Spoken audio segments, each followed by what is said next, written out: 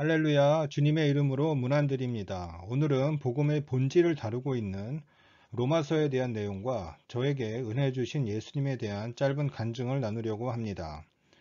여러분은 성경의 주인공이 또 우리 믿음의 주인공이 누구라고 생각하시나요? 로마서는 성경의 주인공인 예수 그리스도에 대해서 말씀하고 있습니다. 이분이 누구이고 왜 십자가에 피를 쏟으시며 죽으시고 부활하셨는지, 왜 재림을 하셔서 마귀와 악을 심판하시고 새로운 하나님의 나라를 임하게 하시는지에 대해서, 또 믿는 자들은 어떻게 살아야 하는지에 대해서 기록하고 있습니다. 성경을 제대로 이해하고 말씀을 통해 하나님의 뜻을 정확히 알려면 창세기부터 요한계시록까지 전체를 알아야 합니다. 하나님을 올바로 아는 것이 영적 예배의 시작입니다. 란 모 교회의 구호가 공감이 됩니다. 먼저 로마서의 배경에 대해서 잠시 말씀드리겠습니다. 쓰여진 연도는 서기 57년이고 바울이 3차 선교 여행을 마친 후 3개월간 고린도에서 머물던 시기에 쓰여졌습니다. 저자는 바울이고 더디오가 대필했고 베베를 통해 인편으로 로마 성도들에게 전달되었습니다. 수신자는 오순절 성령 강림 사건 후 디아스포라 유대인들에 의해 설립되어 있던 다수의 이방인과 소수의 유대인들로 구성된 로마시에 살고 있던 크리스천 성도들이었습니다. 주제는 믿음으로 의를 얻는다, 이신득의에 대해서 말씀하고 있고, 복음의 핵심 원리 및 믿음의 실천적인 삶에 대해서 다루고 있습니다. 복음이란 무엇인가에 대한 정의를 명쾌하게 내리고 있는 곳이 로마서인데, 바울은 예수 그리스도에 대해 선지자들을 통해서 약속하신 것이라고 명쾌하게 정의를 내리고 있습니다.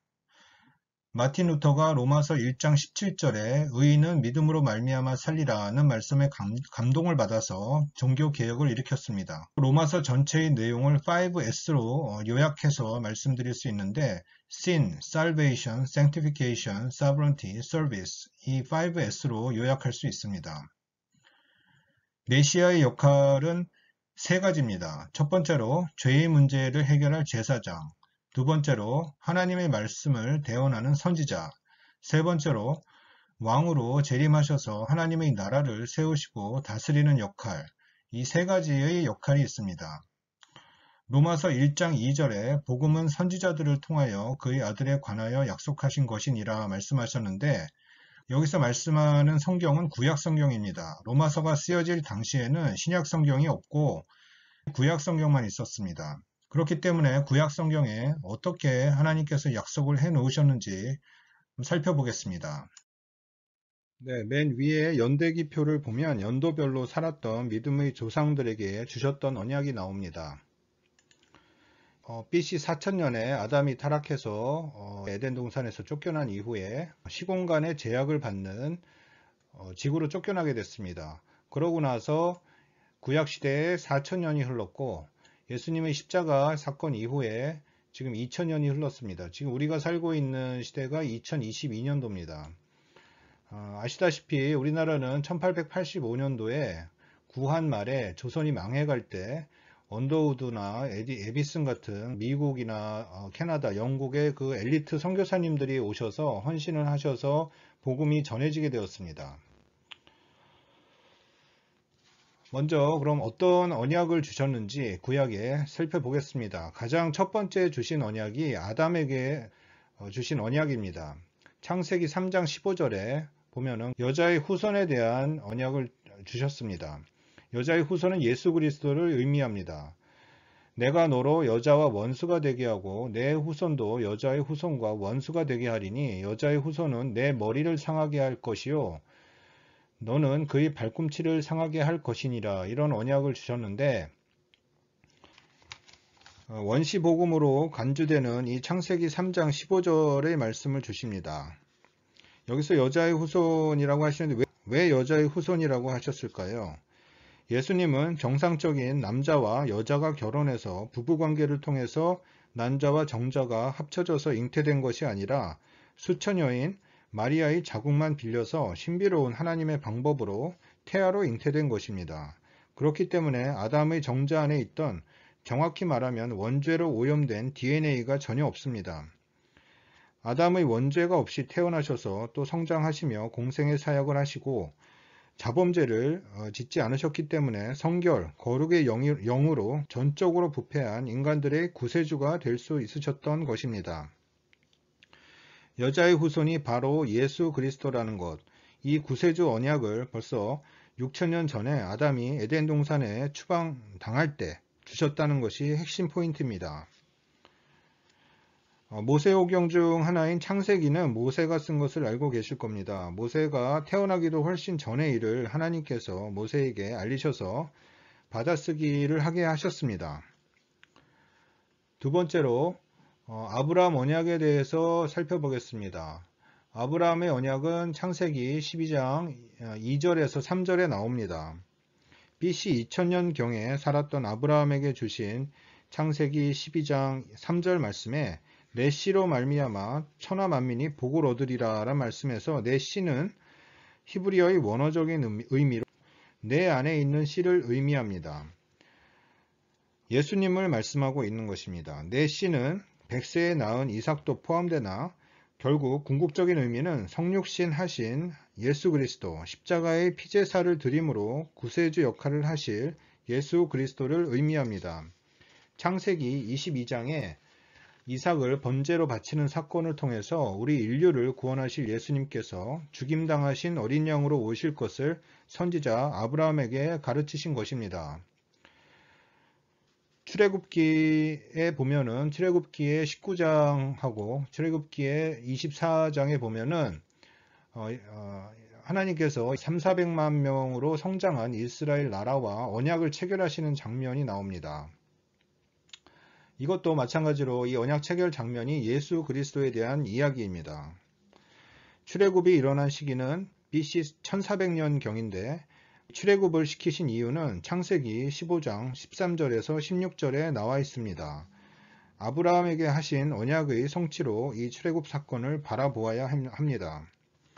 여호와께서 아브라함에게 이르시되 너는 반드시 알라. 내 자손이 이방에서 객이 되어 그들을 섬기겠고 그들은 400년 동안 내 자손을 괴롭히리니 그들이 나라는 내가 징벌할지며 그 후에 내 자손이 큰 재물을 이끌고 나오리라. 16절에 내 자손은 4대 만에, 여기서 4대 만에는 400년입니다.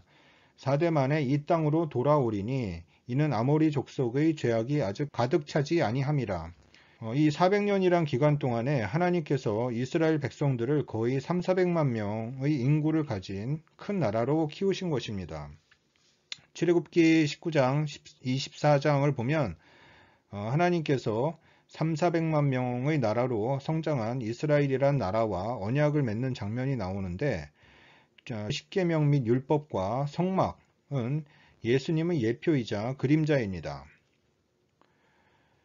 또 다윗 언약을 살펴보겠습니다. 다윗 언약은 사무엘하 7장 16절에 나오는데 내 집과 내 나라가 내 앞에서 영원히 보존되고 내 왕위가 영원하리라 라는 말씀을 주십니다. BC 1000년에 사셨던 다윗 왕에게 주신 언약입니다. 다윗은 왕이요 선지자요 제사장 역할을 하신 예수님의 예표이고 그림자입니다. 지금까지 말씀드린 내용 이외에도 이사야, 예레미야, 시편 등의 예수님에 대한 내용이 너무나 많이 있습니다. 마치 숨은 그림 찾기같이 구약 곳곳에 예수님에 대한 내용으로 차고 넘칩니다. 그러나 성경의 저자이신 성령님께서 조명해 주셔야 믿음의 눈이 열려서 예수님을 찾게 되고 보게 됩니다. 신약에는 어떻게 하나님의 언약이 성취되었는지 말씀 찾아보겠습니다. 마태복음 1장 1절에 아브라함과 다윗의 자손 예수 그리스도의 세계라 말씀하고 있고 요한복음 5장 39절에 보면 너희가 성경에서 영생을 얻는 줄을 알고 성경을 연구하거니와 이 성경이 내게 대하여 증언하는 것이니라 라고 말씀하고 있는데 여기서 말씀하는 성경은 구약 성경입니다. 특별히 모세오경입니다. 그 당시에 지도층들은 모세오경을 아주 생명처럼 여겼는데 결국 모세오경이 가리키는 것이 예수 그리스도라는 것을 말씀하고 있는 것입니다. 그렇지만 이들은 예수님을 못 알아보고 십자가에 못 박는 죄를 범했습니다. 또 누가복음 24장 44절에 또 이르시되 내가 너희와 함께 있을 때 너희에게 말한 바 곧 모세의 율법과 선지자의 글과 시편에 나를 가리켜 기록된 모든 것이 이루어져야 하리라 한 말이 이것이니라 말씀하고 있습니다. 예수님께서 부활하시고 나서 하신 말씀인데 특별히 모세의 율법, 이 모세오경하고 선지자 이사야로부터 시작해서 말라기까지 그리고 시편에 있는 모든 내용들이 예수님을 가리켜 기록된 것이라고 말씀하고 있습니다. 그렇기 때문에 예수님을 제대로 깊게 알려면은 구약 성경을 빠삭하게 알아야 됩니다. 구약 성경을 모르고는 예수님을 제대로 알 수가 없습니다.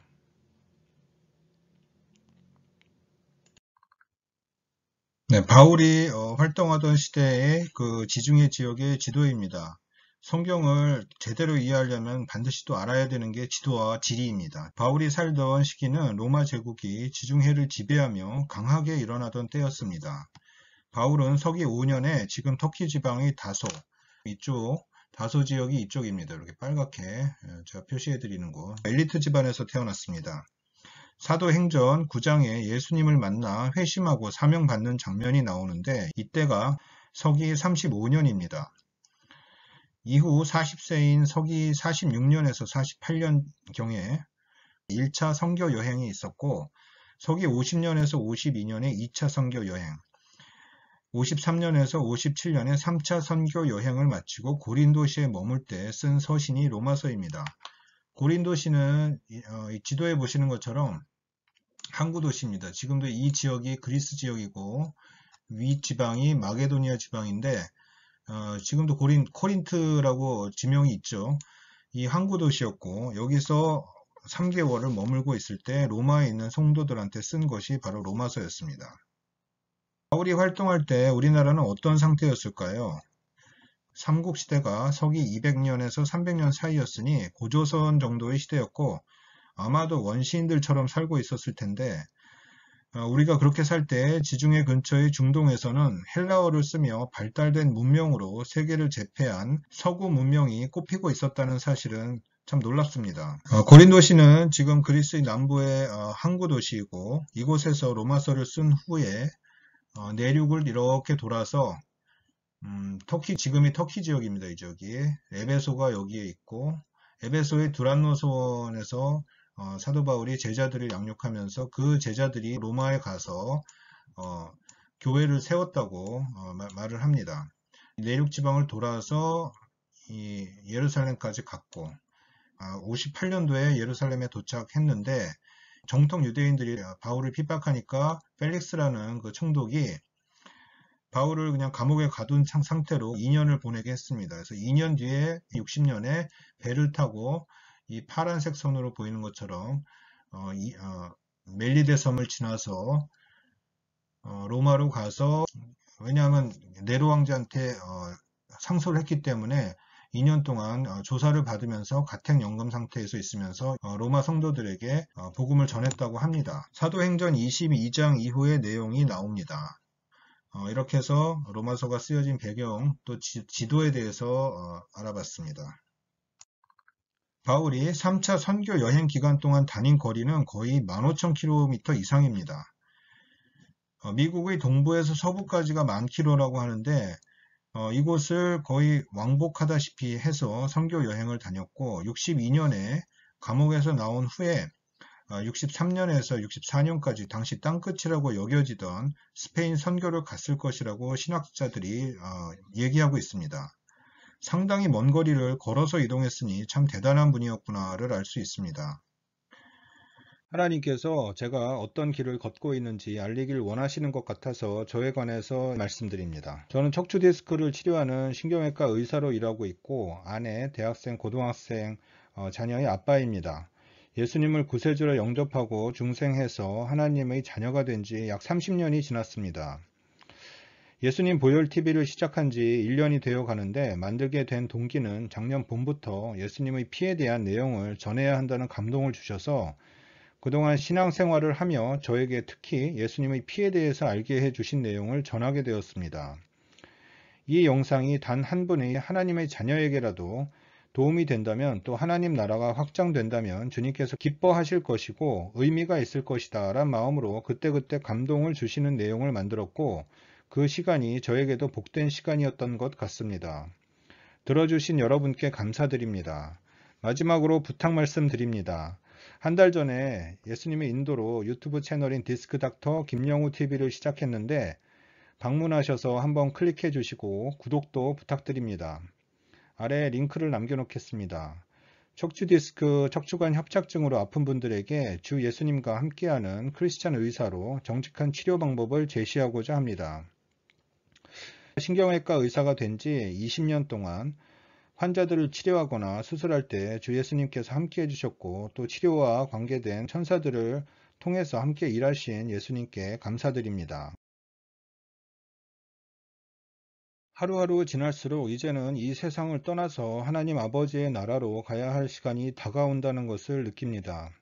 제시카 윤 목사님의 말씀이 기억이 납니다. 이 세상은 우리 믿는 자들이 훈련 장소이고 우리의 본격적인 삶은 천국에서 시작된다는 말씀대로 곧 가게 될 천국에 대한 소망을 가지고 마지막 남은 기간 주님 은혜 가운데 승리하시는 성도님들 되시길 기도합니다. 마라나타.